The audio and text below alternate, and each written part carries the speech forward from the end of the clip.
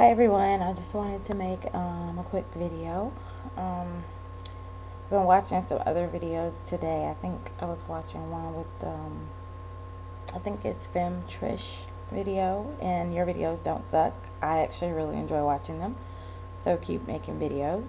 I was watching JW Fairy Tales videos, so many others, I can't even name everyone. Great Mornings, Admirable Butterfly, let's see, just a lot of people's videos. Anyway, sorry if I didn't mention everybody I was watching. And of course Alan's videos, his videos are amazing. He really puts out a lot of videos, but I love watching them because they're, I don't know, he's like he's like a dad, you know. You get up and you watch him. I mean, and of course they're in a different time zone, so sometimes I see him when I'm going to bed and he's waking up, and it's really great to watch his videos, especially for someone who's like really newly out of the Watchtower Bible Tract Society.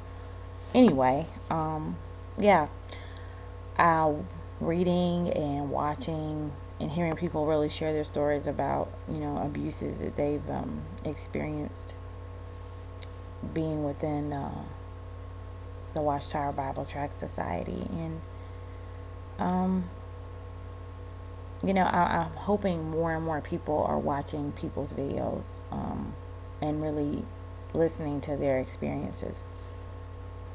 And I'm pretty sure that, you know, the Watchtower Bible Tract Society is also watching these videos as well. So that's kind of why I'm making this video. For those who are watching that are thinking about leaving, or people who are doubting, or people who are thinking about studying or going into this organization, that's just something that you do not want to do. I think that I think in one of my earlier videos, I think it was Watchtower Scars, I talked about literally just bankrupting this organization. And I really don't even think that it's kind of pointless having a biblical discussion with Adamant Jehovah's Witnesses. I mean, I guess if that's what you want to do, you want to do that. But I think one of the things you can do, I wouldn't say better, but I think a good thing to do is really focus on the fact that they do protect pedophiles, and they have a systematic approach to it, and it's very deliberate. And because of that systematic, deliberate approach on how they deal with it, and really not protecting any of the victims, or, you know, and just obviously encouraging pedophiles to continue to offend throughout, you know, them moving from congregation to congregation, and letting people know that this is a danger amongst them. And it makes me remember about how they used to always tell you how bad the world was and how scary it was, and just we would be sheep just being sent to slaughter. Well, isn't that the same thing when you allow someone that you know who has offended many times, and you release them into an unexpected congregation that has no idea of this person's past or their need to victimize children? Isn't that the same thing? Isn't that like leading sheep to the slaughter? Isn't this like putting wolf in sheep's clothing? How do you shepherd your flock like that? Who would release a danger amongst sheep? Who would do that? That's not shepherding your flock. That's called you covering the backside of the Watchtower Bible Tract Society. You're giving them a heads up to minimize any collateral damage for them. I think every last one of us, they have broke it down into a science. I think each and every one of us breaks down into a specific number of dollars for them. They know how many hours it needs to take for us to knock on doors, to get a certain amount of money, to do a certain amount of things for them to continue to be this billion-dollar company.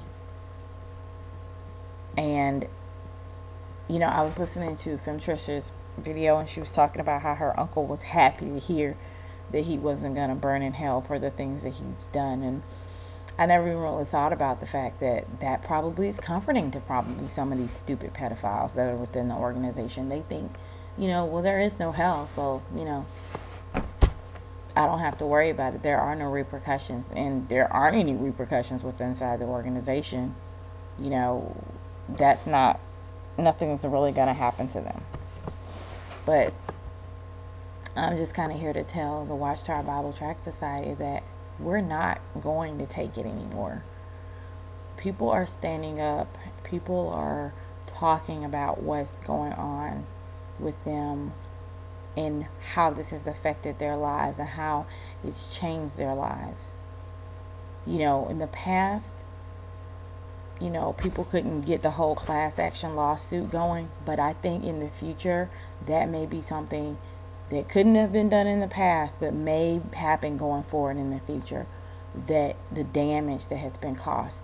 Yeah, maybe not. I don't know how it would affect people who were adults when they went in, but people who went in as kids that didn't have that opportunity to make a choice for their lives, they've destroyed people's lives, and they're continuing to destroy people's lives. But I know I'm not going to take that anymore. Like I said, I'm definitely working on getting some time free off so that I can go speak with my Congress person in my state, because I want them to know what these issues are and why they're very important, so that if it's any form of legislation that does come up within our state or within the Senate, I want to talk to local state government as well as federal government officials to let them know what danger this is. I mean, these people are not just a danger to the people within the organization. When these people are coming to people's doors and knocking on doors, and they're out there and they know people's schedule because they've come in their territory several times, that is a potential danger. These pedophiles are hunting.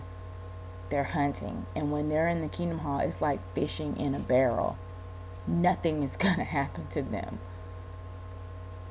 But I hope some of the pedophiles are watching this that are in the organization.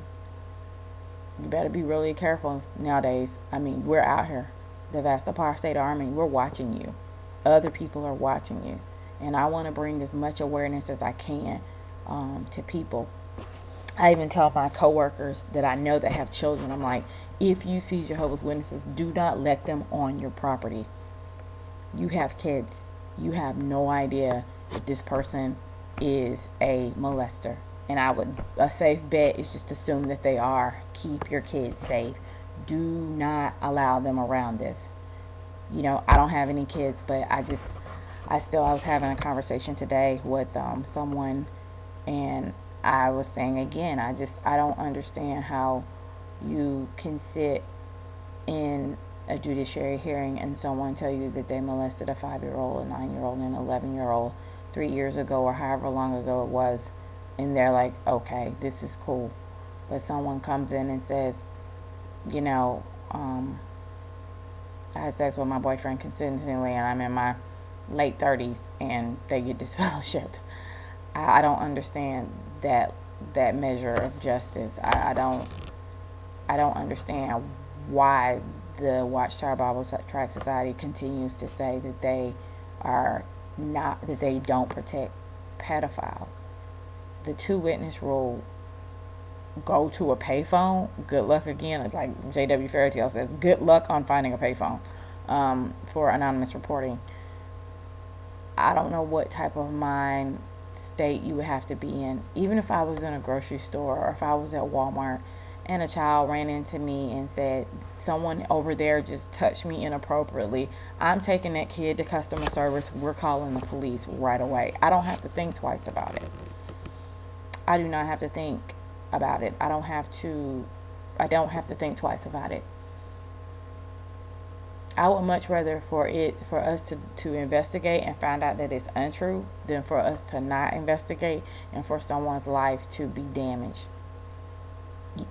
Femtress was right that you are affected by what happens to you when you're young. You are affected by that, you know. Just being able to say out loud what was happened to you is such a big step, or to be able to acknowledge that what was done to you was done is such a large step. And I mean, for anyone that's out there that has gone through through being molested by someone within the organization, you know, my heart goes out to you, because I know how that feels, and I know how it is not to feel safe, and I know that this has definitely affected me. It's affected how I deal with people, you know, relationships, intimacy, being hyper vigilant for my safety. I think at one point I felt so unsafe that I couldn't, it was almost debilitating. I couldn't do anything. I couldn't go shopping. I couldn't go to the gas station. I just had this overwhelming fear that people woke up every day and they just wanted to harm me, because, you know, these situations cause this type of anxiety and fear in your life. Not to mention being in a mind control cult for almost all, you know, over half of my life, you know, does that to you. Anyway, like I said, once again, end of the video. Sorry, you guys, I was kind of long-winded this time, but we all know what it is. We know that they're pedophile protectors. We know that they don't protect people who are being abused by their spouses. Jehovah's Witnesses should be synonymous with pedophile protectors and protecting people who abuse their spouses. People need to understand those big things about them, regardless if they understand their doctrine or the rest of them. You understand those are the two things that you may be signing up for when you run into this organization. But I tell you right now, like I said before in my other videos, I'm stronger for it. I'm not going to take it. I'm not going to take it. It's definitely something that I'm going to be pushing upward in my state, to make sure that if the reporting laws aren't there, I just moved to a different state. So if the reporting laws are not currently like that we are reporting things, or clergy is meant to report, that's something that I definitely want to work on in a grassroots way, to change that, because children should be safe. Someone should be able to report. I don't even understand what would cause you to not want to report something that someone did like that. Why would you want to keep that secret? How in the world could you sleep at night? How do these people sleep at night? That's my question. I really wonder if there's any elders that are out there that have been on these committees with these child molesters, and how they walk around with their heads up. But nope, I'm not going to take it anymore. I'm kind of done with it. Kind of done with your Watchtower Bible Tract Society. And hopefully your days are, well, it's not hopefully, your days are numbered. Have a good day, everybody. Bye.